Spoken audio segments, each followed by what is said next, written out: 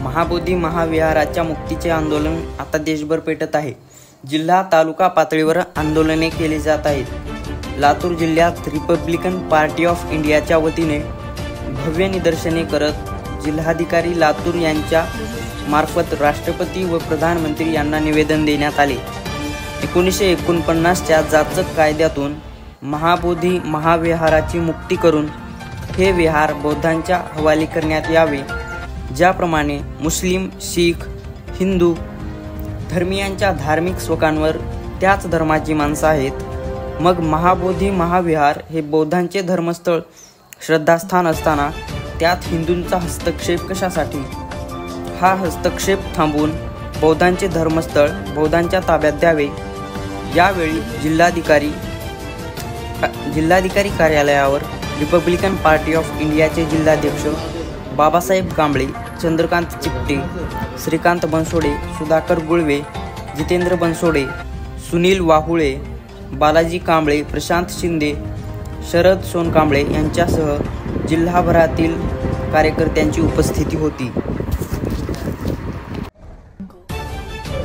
बिहारमधील महाबोधी विहाराच्या संदर्भामध्ये आज या ठिकाणी रिपब्लिकन पार्टी ऑफ इंडियाच्या लातूर जिल्ह्याच्या वतीनं या ठिकाणी जिल्हाधिकारी कार्यालयावर निदर्शने देऊन आपण निवेदन सादर करणार आहोत। बिहारमध्ये जे तथागत भगवान बुद्धांचं जे बुद्ध विहार आहे, 1949 रोजी साली बिहार सरकारने या संदर्भामध्ये एक कायदा केला। या कायद्यामध्ये हिंदूंचे 5 लोक आणि 4 लोक बौद्ध समाजाचे अशा प्रकारची त्या ठिकाणी ट्रस्टी निर्माण करण्यात यावी, अशा पद्धतीचा 1949चा कायदा झाला। आणि त्यामुळं हे बुद्ध विहार बौद्धाच्या ताब्यात न राहता एका वेगळ्या ब्राह्मण समाजाच्या ताब्यामध्ये हे विहार गेलेलं आहे आणि हे विहार बौद्ध समाजाच्या ताब्यात देण्यात यावं आणि हा कायदा रद्द करावा, यासाठी संपूर्ण भारतामध्ये या ठिकाणी आंदोलन चालू झालेले आहे। आणि त्याच आंदोलनाचा भाग म्हणून या ठिकाणी आपण हे निदर्शनं करत आहोत। या कायद्यामध्ये अशी एक अट आहे की त्या जिल्ह्याचा कलेक्टर हा तिथला अध्यक्ष आहे आणि जर कलेक्टर तिथला हिंदू जरी नसला तरी बाहेरच्या जिल्ह्यातील कलेक्टर हिंदू असला तर त्या बौद्ध विहाराचा ट्रस्टीचा अध्यक्ष तो कलेक्टर राहू शकतो।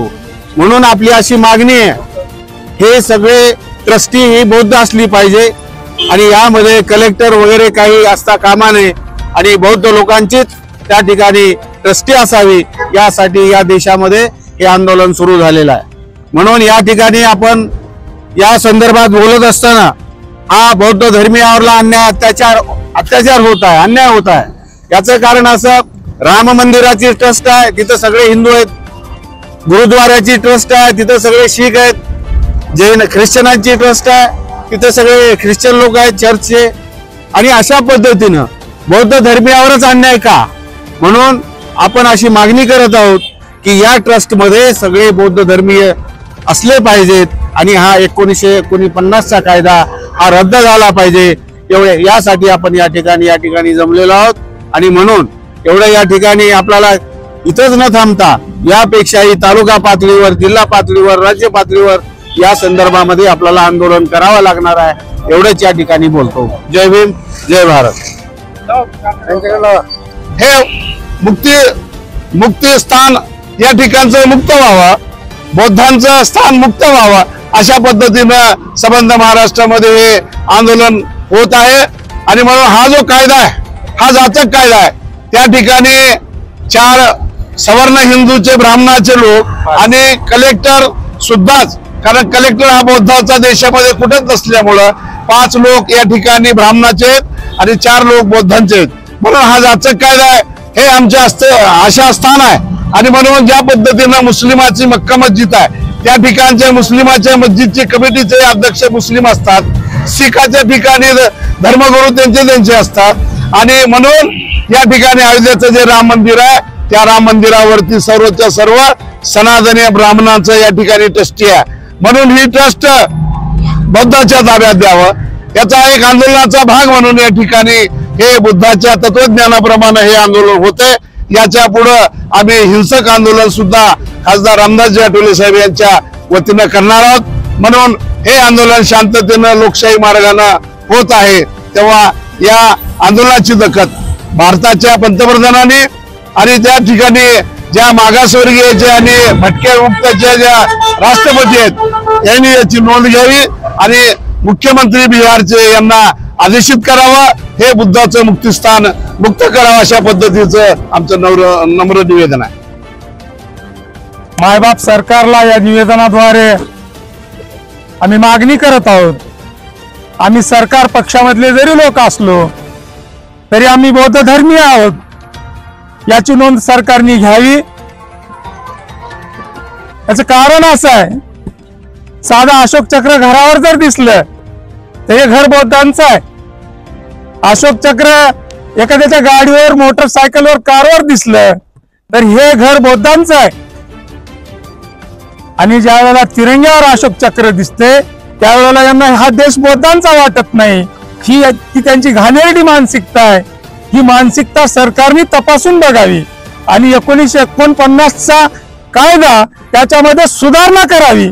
आम्ही रद्द करा म्हणत नाही, तर त्याच्यामध्ये ती सुधारणा करावी, कारण त्याच्यामध्ये सगळेच्या सगळे 9च्या 9 सदस्य हे बौद्ध धर्मीय असले पाहिजेत। आणि कलेक्टर जरी त्यांना त्या समितीचा अध्यक्ष करायचा असेल तर तो बौद्धच असावा किंवा बौद्ध भिक्षू असावा, महावीरो महाथेरो असावा, ही आमची समस्त लातूरच्या रिपब्लिकन जनतेची मागणी आहे।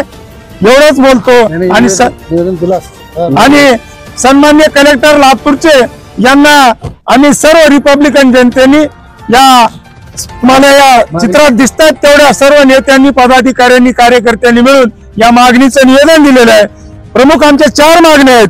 महाबोधी महाविहाराचे संपूर्ण नियंत्रण बौद्धांकडे द्यावं, महाबोधी मंदिर व्यवस्थापन कायदा 1949 मध्ये सुधारणा करावी आणि व्यवस्थापन समितीत फक्त बौद्धच धर्मीय असावेत। समितीचे अध्यक्षपद हिंदू कलेक्टर असण्याचे रद्द करून बौद्ध धर्मियांना अध्यक्ष होण्याचा अधिकार द्यावा।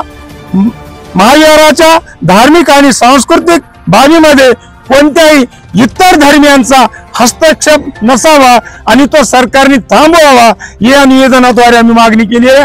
तरी सरकारने या मागणीचा निश्चितपणाने विचार करावा आणि ही महाबोधी विहार हे बौद्धांच्या ताब्यात द्यावं आणि हिंदूंच्या ताब्यातून, पंडे पुजारी महंतांच्या ताब्यातून ते मुक्त करावं। अन्यथा याच्यानंतर महाराष्ट्रभर आणि रिपब्लिकन नेत्यांच्या नेतृत्वात तीव्र आंदोलन छेडण्यात येईल, असा इशारा आम्ही रिपब्लिकन जनतेच्या वतीने देत आहोत। जय भीम, जय भारत। आपल्या सर्वांचे आभार। साधू महंत आणि पुरुषमित्र शुंगाचे वारसदार